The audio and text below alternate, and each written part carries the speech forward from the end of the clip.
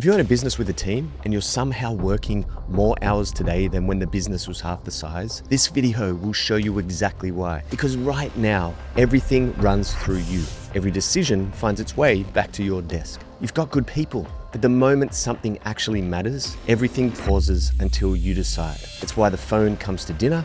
It's why it comes to the bathroom. It's why it never really gets switched off. Because when was the last holiday where you weren't checking Slack or emails or missed calls every few hours? And let's be honest, it's probably never. Now from the outside, you look exactly like a bloke who has it together. Good business, good team, good numbers. Nobody sees that you're carrying the whole thing on your back. But you know, your wife knows, and your kids are starting to feel it. Now, most owners in this position think the solution is more people, better systems, another consultant or leadership course. But I've sat down with over 1,300 business owners, and I can tell you the problem is almost never what they think it is, which is why none of it has fixed it. So in this video, I'm going to show you why your business runs on you, why the hires, the systems, the consultants, and the programs you've thrown money at haven't fixed the problem, and how men running businesses at $3, $5, $10 million are rebuilding them so the business keeps growing while they finally get their life back. So grab a pen and paper because I'm going to give you the whole system in this video so you can take it and run it without me. A quick bit about me. My name is Salkeld. Before any of this, I was an aerospace engineer. So I was trained to think in systems, processes, constraints, performance. I find the bottleneck, I remove it, I improve the machine. Then I spent the better part of a decade building a men's high-performance company, grew it to 7 figures and a team of 30. But here's the part that matters. Even with the engineer's brain, the planners, the software, the systems, I still became the bottleneck. I was productive, man. I was organized, very disciplined, and yet completely buried until I discovered why some businesses grow and create freedom while others grow and quietly trap the bloke who built them. So let me start with a question most business owners have never actually stopped to ask. What is a business? Not your business, a business. Like, what is it? Now, I can only answer it the way an engineer would. A business is a machine. You feed it your time, your energy, and your attention. Out the other side, it produces money. And that money has one job: to buy the life you want. Family holidays, experiences with your kids, travel, adventure, the ability to wake up and decide what you want to do with your day. Because nobody starts a business out of passion for quoting jobs or chasing invoices or answering emails at 10 o'clock at night. You started it because you believed you could build something that would give you and your family a better life than a job ever could. Now let me draw a version nobody draws. Somewhere along the way, you stopped running the machine and quietly became the machine. Every decision runs through you. Every problem waits for you. Every opportunity needs your sign-off. The machine only moves when you move. And every year the business grows, it demands more of you just to keep producing the same result. Your input keeps climbing, but the output doesn't climb at the same rate. And the moment you stop, everything stops. Almost every business owner thinks the fix, like I said, is adding more staff, more software, more systems, more complexity, without realizing all they're actually doing is building a bigger machine around the same bottleneck. Because growth at this stage doesn't remove the bottleneck, it magnifies it. And this is why everything you've tried only worked temporarily. You don't have a growth problem. You have a leverage problem. That's why I never assess a business by revenue. Instead, I ask one simple question. How much does the business produce without the owner? Because it's not what it makes. It's what it makes without you. That's the number that tells you whether you run a machine or you are the machine. I want to show you something really important. I've never once seen an owner measure this. Not once. And it's one number. Your accountant has never shown it to you. It's not in your P&L. And yet, it will tell you more about your business than almost any report you read this year. Here's the question. How much has the machine consumed? Now, say you work 50 hours a week. For most of us, that's pretty conservative. And call it 50 weeks a year. We'll pretend that the 2 weeks were actually holidays, even though the phone came with you. Now multiply that over 4 years. 50 hours times 50 weeks over 4 years. That's 10,000 hours of your time, of your energy, of your attention fed into the machine. Now you probably know that number. 10,000 hours is what people say it takes to master something, which means you've put mastery level effort into your business. And that's just in the last 4 years. Now think back 4 years ago. Picture where you were sitting with a smaller team, less revenue. Now be honest, how different does it actually feel today? Because this is where most owners stop. You have more revenue, you have a bigger team for support, but somehow the weight never gets lighter. 10,000 hours later, you're still carrying it. So here's the question. What did 10,000 hours actually build? What keeps producing, whether you show up tomorrow or not? Because if the honest answer is not much, bro, you're not unusual, you're normal. And that's the problem. Do you run the machine or are you the machine? And your own numbers just answered it. So where did those 10,000 hours actually go? You see, every hour you put into business ends up in one of two places. And I learned this rebuilding my own company. The first place is what I call scaffolding. Scaffolding is any work that disappears the moment you stop doing it. And it shows up in two forms. The first one's pretty obvious. It's the grind man. It's the emails, the quote that has to go out tonight, the fire your supervisor couldn't handle, the customer who just wants 5 minutes of your time, right? It's necessary work. I'm not arguing that. But the moment you finish it, it's gone. And tomorrow morning, you got to build it all again. The second type is harder to spot because it looks like progress. It's the new system, the restructure, the marketing campaign, the weekly leadership meeting. And while you're pushing it, everything improves. But then when you step away, 6 weeks later, everything's drifted back to the old way. So let me show you what this actually looks like. Notice what we're measuring here. Not effort, not hours, not revenue. We're measuring one thing. What stays? You launch a marketing campaign. Leads come in. The phone starts ringing. But then the campaign finishes. The pipeline dries up. Nothing stays. You build out a KPI dashboard. Everyone uses it for a while. Then people get busy. Nobody updates it anymore. Nothing stays. Or you implement a new CRM. Everyone's trained. Everyone's excited. 3 months later, they're all back to doing things the old way. Nothing stays. We push, we fall back.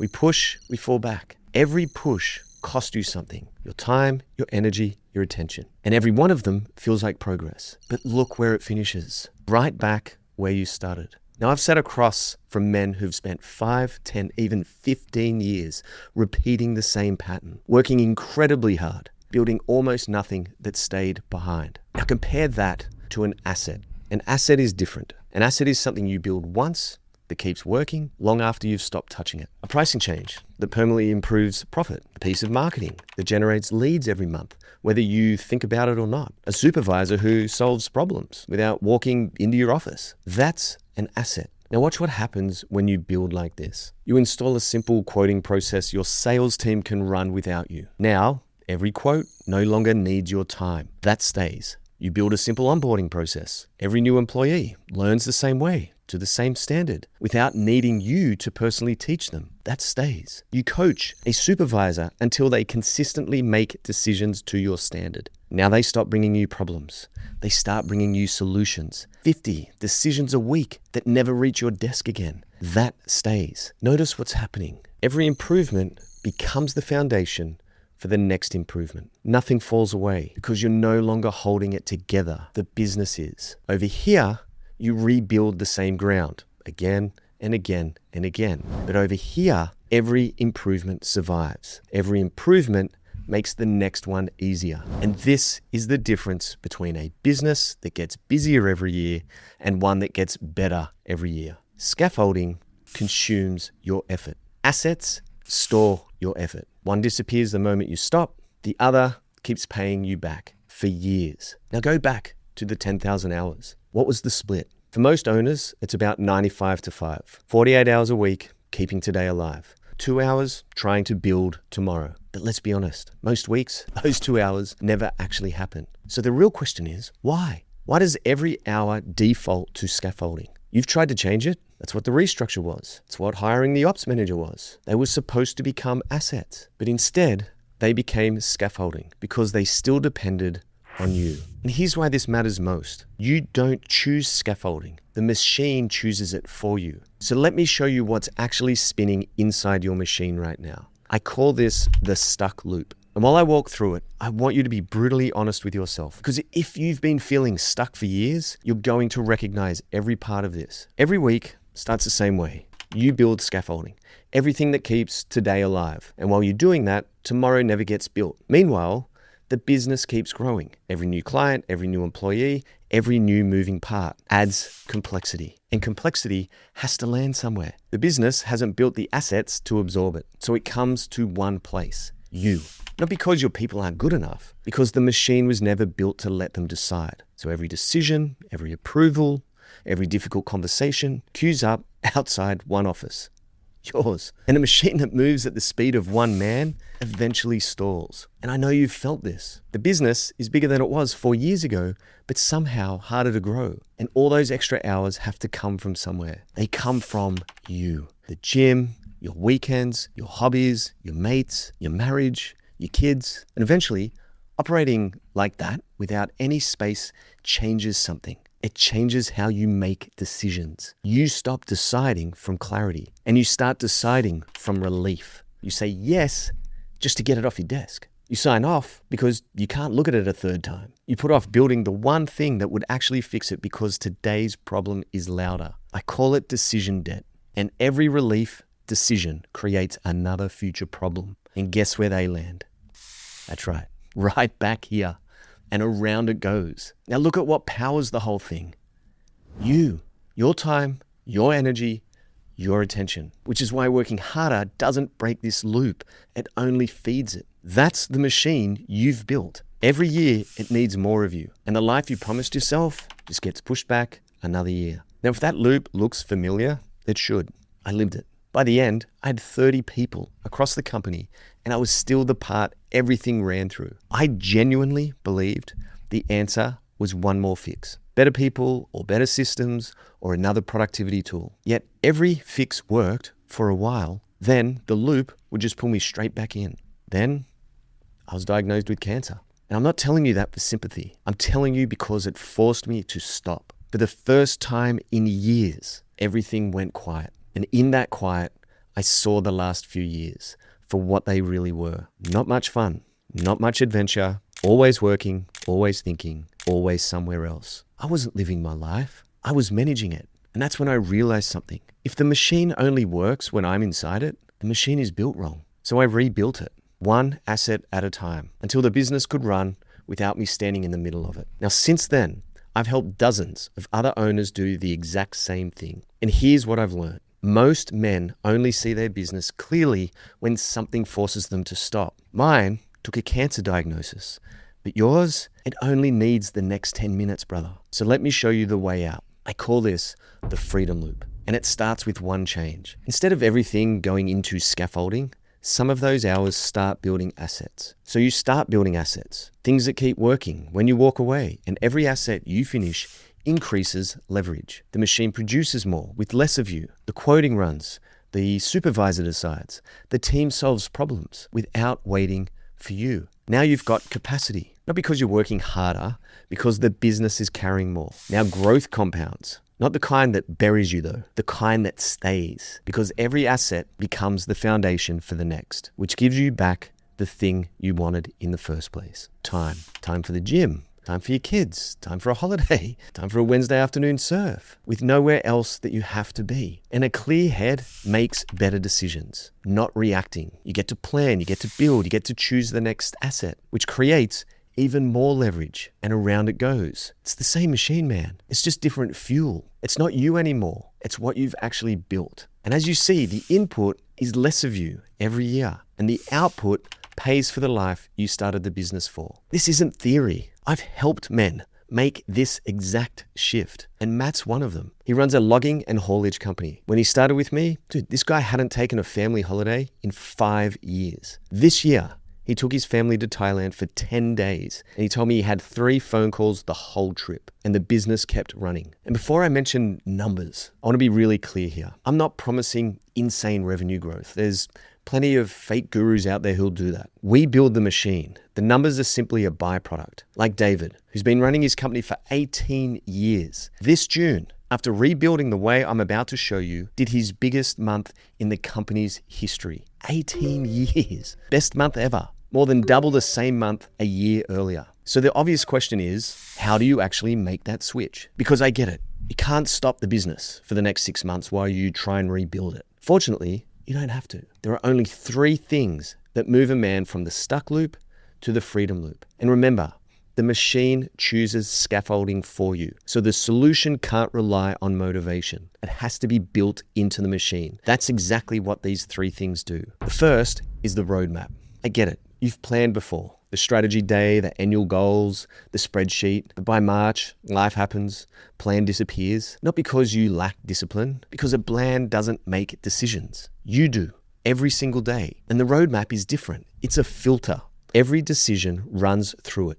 Where you're going, what matters, the standards you operate by, the next asset move that you need to put into place, and your life on one page. Every opportunity, every distraction gets tested against it. Thankfully, most of them die on contact because that's its job. And Mikko's a good example of this. He's got a national service business. He came to me stuck in a business that had consumed him. 6 months of making decisions through the roadmap and building assets instead of scaffolding. And he's got his weekends back. The first time since 2022. That's how impactful this work is. And then second is the rebuild. So look at all the stuff you've started in the last 12 months. The ops overhaul, maybe it's the new hire, it's the new software you've put in place, maybe it's an org chart you've put up. Most of it is half built, half adapted, half working. Now you can't build 10 things with 2 spare hours a week. So everything gets started, nothing gets finished. The rebuild is one asset built at a time. The highest leverage asset the business needs next,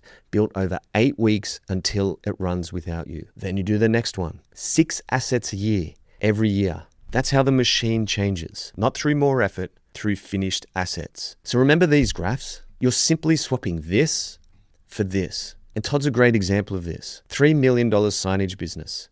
He was working 70 hours a week. Couldn't get away. A few weeks ago, I get a text from him. He took 12 days off. First proper break in years. And while he was away, the team kept running the business. And not only that, 2 weeks after he got back, he lands a new $750,000 contract. Not because he worked harder, because he finally had the room to breathe and make better decisions and be able to see these types of opportunities in front of him. And so then the third thing you need is the rhythm. Look, starting isn't hard. Week 1, everyone's motivated. But by week 4, the businessman just gets crazy and chaotic. The urgent wins and all your building stops. That's why most programs fail. Not because the ideas are bad, because nothing keeps them alive. The rhythm does. A weekly cadence. A room full of men building alongside you. Men who notice when you've drifted, who pull you back before the loop does. And Clint said something I'll never forget. You're not meant to have all the answers, but it's good if you know where to look and you've got good people around you. So here's the thing. Implement those 3 things and you move from the stuck loop to the freedom loop. One page that helps you make better decisions. One asset at a time until the machine runs without you. And a rhythm that makes sure it actually happens. That's the system. Now you could absolutely take this video and do it yourself. Some men do. Pick the next asset, protect 2 hours a week, build it for the next 8 weeks, repeat.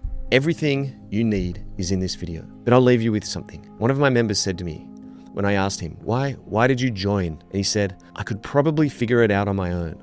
What I don't have is another 5 years to do that. That stuck with me because that's really what this comes down to. It isn't whether you can do it, it's how long you're prepared to stay in the loop. So a little bit about what this is. Concilium is a private advisory for male business owners. Men who are running 7-figure businesses up to around $10 million, young families, growing companies, or rebuilding their businesses on the same 8-week rhythm. So the business grows without consuming the man who built it. If you're genuinely happy working the hours you're working and your family's genuinely happy too, you don't need me, bro. But if you've watched this and recognize yourself, there's a link below. Book a call with me.